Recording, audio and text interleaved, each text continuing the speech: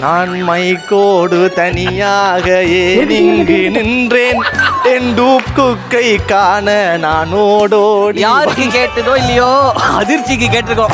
ஐயோ ரேப்பர் ஒரு தற்கொலை கிட்ட மாட்டிக்கிட்டானே. எனக்கு தெரிஞ்சு தீனான்னு நினைக்கிறேன். ஒரு மாதிரி டப்பு டப்புன்னு இருக்குது.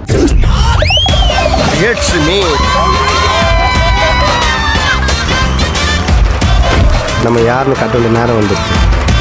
நல்ல மனுஷன்.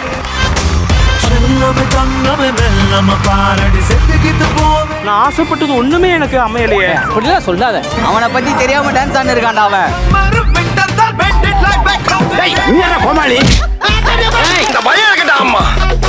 வனரோசா.